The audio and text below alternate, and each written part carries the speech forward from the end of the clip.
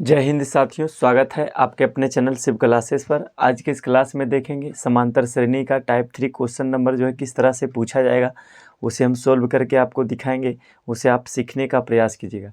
चलिए देखिए, आपको सवाल दिख रहा होगा एक टाइप 3 का क्वेश्चन। इससे पहले का जो है पार्ट 1 नहीं देखे हैं समांतर श्रेणी का जो है, यदि पार्ट 1 नहीं देखे तो आप मेरे चैनल में जा कर के पार्ट 1 अवश्य देख ले। अब देखिए हमारा पार्ट 2 चलेगा। इसमें से सवाल क्या दिया गया है, सवाल है 16, 20, 24, 28 में कौन सा ऐसे दिया है कि एपी है, कोई एपी दिया हुआ है।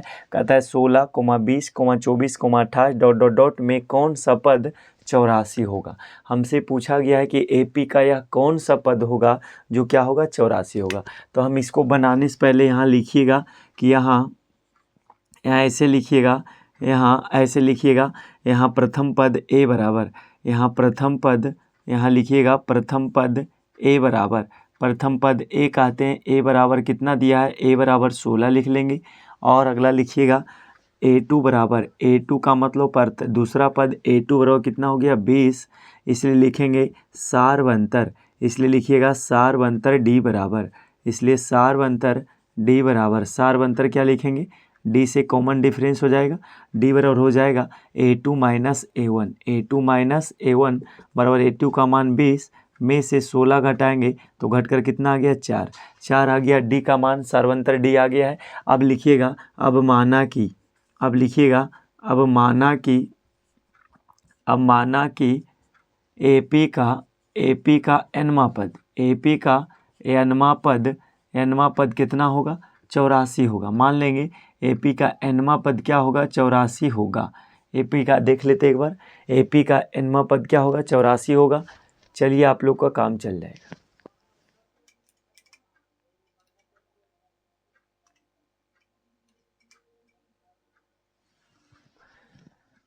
चलिए एपी का एनवा पद थोड़ा सा तिरछा लिखा जा रहा है, इसको और सीधा कर लेते हैं। आप मानिएगा कि माना कि लिखेंगे, माना कि एपी का एनवा पद, एपी का कौन सा पद एनवा पद क्या होगा 84 होगा। एपी का एनवा पद मानना है कि एपी का एनवा पद 84 होगा, इसलिए लिखेंगे एपी का एनवा पद को क्या कहते हैं एन या तो फिर टीएन कहते हैं। तो एन बराबर क्या लिख देंगे 84, एन बराबर 84 लिख करके यहाँ लिख देते हैं। देखिए लिखिएगा एन बराबर क्या हो जाएंगे 84, और लगाइएगा रूल, इसका हम रूल बताए थे एन बराबर ए प्लस एन माइनस 1 इंटू में क्या बताए थे डी बराबर कितना बताएंगे 84। और ए का वैल्यू देखिएगा, और ए का मान कितना है तो ए का मान 16 है, तो यहाँ रखिएगा 16 प्लस एन माइनस 1 को एन माइनस 1 रहने दीजिएगा, और गुना में डी का रहा है तो डी का वैल्यू कितना है, डी का वैल्यू ला रखे 4 बराबर लिखेंगे 84। अब जो आपको 16 दिख रहा है इसको प्लस कर उस तरफ चला जाएंगे तो माइनस हो जाएगा, तो लिखिएगा और एन माइनस 1, और एन माइनस 1 गुना में 4 बराबर लिखिएगा 84, और जो प्लस का 16 है उस तरफ जाकर हो जाएगा माइनस का 16, और एन माइनस 1 गुना में 4 लिखेंगे बराबर, घटाइएगा तो कितना आएगा 14 से 6 गया तो 8 बच जाएंगे, और 7 में से गया 6 68 आ जाएगा, और n माइनस 1 बराबर लिखिएगा 68 हो गया, और बटे में गुना में है तो कहाँ चला जाएगा बटे में, 17 चौका 68 यानी 17 बार में कट गया है। कितना बार में कटा है तो 17 बार में कट गया है। और लिखिएगा, और सब जगह लगाइएगा आप, और लिखिएगा और n माइनस 1 बराबर कितना आया है 17, तो n बराबर क्या हो जाएंगे 17 प्लस माइनस का जो इस तरफ दिख रहा है उस तरफ जाएगा प्लस का 1 हो जाएंगे, और कितना हो जाएगा 18, 18 लिखेंगे। अतः अंत लाइन एक और लिख लीजिएगा, अतः एपी का एनवा पद अर्थात एनवा पद कितना आया है, एनवा मतलब अंतिमा पद कितना है, अर्थात 18वां पद 84 होगा। कितना होगा 18वां पद, एपी का जो है एनवा पद मतलब कितना आ जाएगा 84 आ जाएगा। इस सवाल को इस तरीक़ा से बनाइएगा। ये हमारा सवाल नंबर जो दिख रहा है, ये सवाल जो है क्वेश्चन टाइप 1 था, ये जो टाइप 3 था, टाइप 3 का पहला क्वेश्चन दिखाएं आपको, ठीक है। इसके बाद हम एक क्वेश्चन और ऐसा वाला दिखाते हैं जो आप समझ सकते हैं। चलिए देखिएगा, ऐसा सवाल और आपको दिखा दिया जाता है। मिटाने वाला कहाँ चला गया, चलिए इसको दिखाएंगे। ये सवाल हमारा जो है टाइप चलेगा, टाइप 3 का सवाल था, ये टाइप 3 का सवाल था। अब चलते आगे देखिएगा, ये हमारा टाइप 3 का पहला क्वेश्चन हुआ। सेम इसी प्रकार का हम जो सवाल दिखाते हैं आपको, ताकि जो है आपको समझ में आ जाए अच्छी तरीके से, ताकि अगली बार जो है क्लियर से बना सके। अब देखिएगा सवाल क्या कहता है। सवाल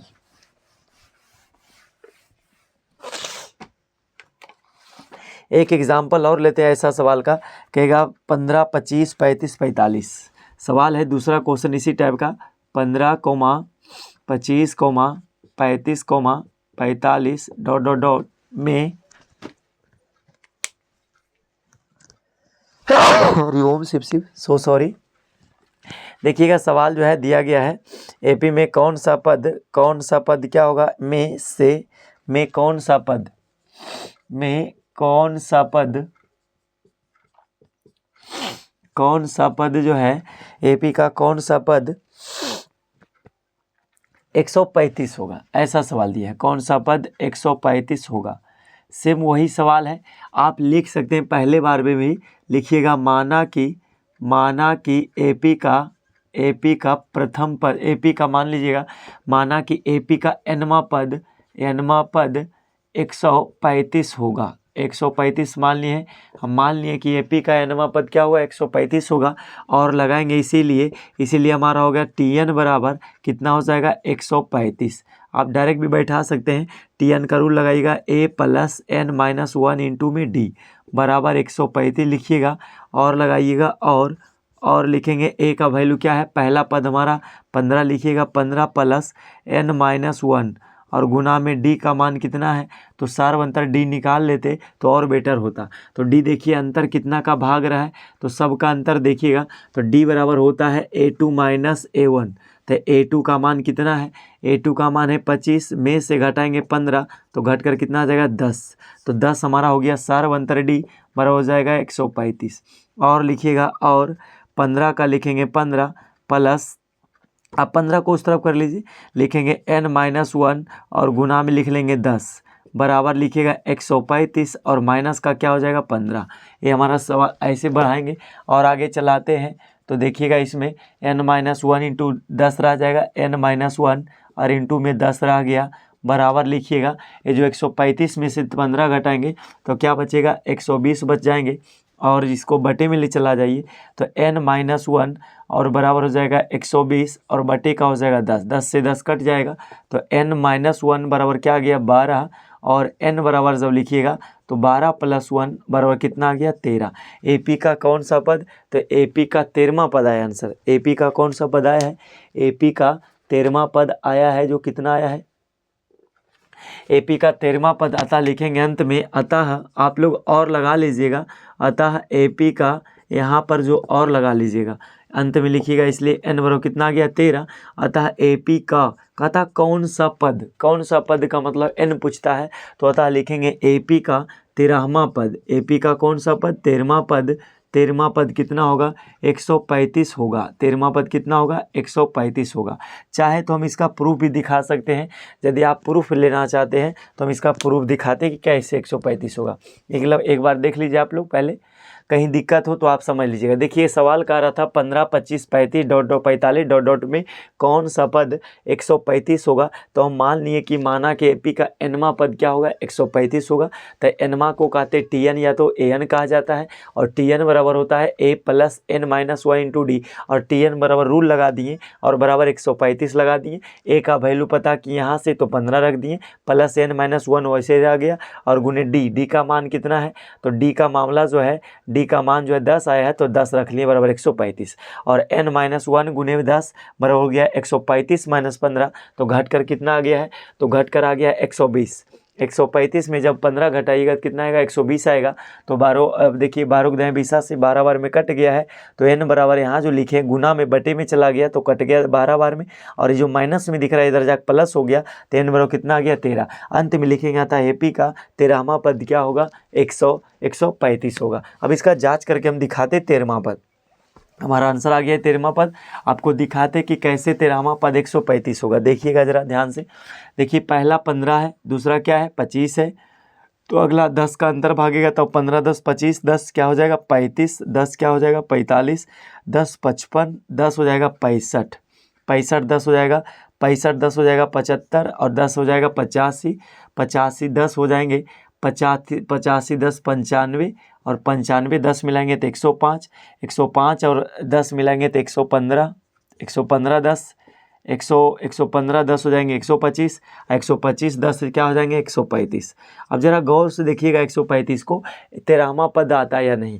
पहला तो हमारा ये है, पहला हो गया, ये दूसरा हो गया, ये तीसरा पद, ये चौथा पद, ये पाँचवा, ये छठा हो गया, ये सातवां हो गया, ये आठवां पद, ये नौवां पद, ये 10वां पद, ये 11वां और एक 12वां। अब देखिए 13वां पद कितना है तो 135 है, और वही हम आंसर लाए हैं कि 13वां पद क्या होगा 135 होगा जो अभी आया है। तो देखिए इतना लिखने के बाद आता है 135, और एक फॉर्मूला के तहत जब चलेंगे तो फॉर्मूला से थोड़ा आसान होता है, कैलकुलेट कर लेंगे आंसर आ जाएगा। ऐसे बड़ा बड़ा मामला आ जाएगा तो आप इतना लिखते रह जाएंगे और आपका टाइम निकल जाएगा। इसलिए जो है रूल का प्रयोग कीजिएगा, और इस तरीका के जांच करना है तो इस तरह से आप समझ सकते हैं। तो इसका 13वां पद भी क्या आया है, देखिए 135 आया, किस तरीका से है आप देख सकते हैं। ये हमारा था टाइप 3 था। अब चलते हैं अगले टाइप की ओर। अगला टाइप किस तरह से रहेगा सवाल, उसे आप देख लीजिए। दो टाइप कवर कराएंगे। अब देखिए हमारा टाइप 4 चलेगा। टाइप 4 में क्या है देखिएगा इसको। अब अगला टाइप चलते हैं, टाइप 4 चलते हैं। टाइप 4 में देखिएगा एक बार सवाल को हम लाते हैं। कहेगा किसी एपी का 12वां पद 44 है। सवाल ऐसा रहेगा, ये हमारा तीसरा सवाल है। किसी एपी का सवाल है, किसी एपी का कौन सा पद तो 12वां पद। किसी एपी का 12वां पद 44 तथा ध्यान रखिएगा, तथा जो दिया हुआ है तथा 16वां पद 60 है। तथा 16वां पद क्या है, तथा 16वां पद 60 है। तो हमसे क्या पूछा गया है, तो पूछा जा रहा है तो 24वां पद ज्ञात करें। तो 24वां पद ज्ञात करें, 24वां पद ज्ञात करें, 24वां पद ज्ञात करें। अब देखिएगा इस सवाल को, ये सवाल 3 दिया गया है कि किसी एपी का 12वां पद 44 तथा 16वां पद 60 है, तो किसी एपी उस एपी का क्या निकालिए 24वां पद ज्ञात करें। तो सबसे पहले लिखेंगे यहाँ पर माना कि लिखिएगा इस टाइप ऐसा सवाल अक्सर जो है का VVI क्वेश्चन है, वेरी इंपॉर्टेंट मानिएगा इसको, क्योंकि एक क्वेश्चन जो है बोर्ड परीक्षा में पूछा गया है। यहाँ तक कि बिहार पुलिस में जब 10वां लेवल तक मैथ पूछा जाता है तो इस तरह का मैथ सवाल में एपी का पूछा जाता है। तो लिखेंगे माना कि आप लिखिएगा, माना कि एपी का क्या चीज़ प्रथम पद। माना कि एपी का पहला पद मानिएगा, एपी का पहला पद क्या मानिएगा बराबर A1 और A2, तथा दूसरा पद क्या मानिएगा, दूसरा पद बराबर हो जाएंगे A2। अब तथा सार्वंतर, तथा लिखिएगा तथा सार्वंतर क्या है, इसका लिखने कोई मतलब नहीं, तथा लिखेंगे सार्वंतर क्या है, तथा सार्वंतर D है, सार्वंतर D है। इतना बात मान लीजिएगा। उसके बाद क्या करेंगे, जब सार्वंतर मान चुके हैं तो लिखिएगा अब प्रश्न से क्या कहता है, जरा सुनिएगा, प्रश्न को देखिएगा, सवाल दिख रहा होगा। प्रश्न से कहता है कि किसी एपी का 12वां पद, तो हम बताए थे कि जब 12वां पद कहा जाए तो A12 लिखते हैं या फिर T12 लिखते हैं। 13वां पद कहा जाए तो A13 या फिर T13 बोलते हैं। तो 12वां पद को क्या लिखेंगे A12 बराबर क्या दिया हुआ है 44, तो यहाँ लिखेंगे 44 और A12 बराबर 44। तो A12 के बारे में बताए थे कि जो पद कहेगा उससे एक कम D लेना है। इसके पार्ट 1 में हम समझाए थे, यदि नहीं देखे तो आप देख लीजिएगा। तो इसके लिए लिखेंगे A + 11D बराबर कितना हो जाएगा 44। ये हमारा कहलाएगा equation first. A + 11D equation first हो जाएंगे, समीकरण पहला कहलाएगा। और पुनः कहता है, पुनः देखिएगा, पुनः कहता है एपी का 16वां पद कितना है, 16वां पद पुनः लिखेंगे। पुनः एपी का 16वां पद मतलब A16 बराबर कितना दिया हुआ 60, और A16 का मतलब होता है A + 15D। A + 15D जितना कहेगा उससे एक कम, जितना पद कहेगा उससे एक कम अंतर लेना है, तो हो जाएगा A + 15D बराबर कितना हो जाएगा 60। ये हमारा कहलाएगा समीकरण सेकेंड। इसको आप फर्स्ट को यहाँ रख लीजिए तो A प्लस हो जाएंगे, A प्लस क्या 11D बराबर हो जाएंगे कितना 44। ये हमारा समीकरण फर्स्ट है। इसको आप क्या कीजिए घटाने पर लिखिएगा, क्या लिखेंगे, घटाने पर कीजिएगा। घटाने पर क्यों कर रहे हैं सर, घटाने पर क्या होता है, चिन्ह बदलेगा, क्योंकि हमें प्लस एक माइनस होगा तभी तो कटेगा, तो हम प्लस को माइनस बनाएंगे और माइनस को प्लस बनाएंगे, तो सब जगह प्लस है तो क्या बना लेंगे माइनस, ए से ए कट जाएंगे तो हमारा 15D में से 11D जाएगा तो क्या बचेगा, 11 4 15 होता तो 4D बचेगा, बराबर घटाएगा तो कितना बचेगा, 10 से 4 गया 6 बच जाएगा, 5 से 4 गया 1, यानी कितना बचा 16, और डी बराबर जो आएगा 16 बटे का कितना आ गया 4, 4 चौक 16, अर्थात इसलिए डी बराबर कितना आ गया है, डी बराबर 4 आ चुका है, डी बराबर कितना आ गया है 4 आ चुका है। आप चाहे तो एक बार ऐसे देख लीजिएगा, स्क्रीनशॉट लेना चाहते तो स्क्रीनशॉट ले लीजिए।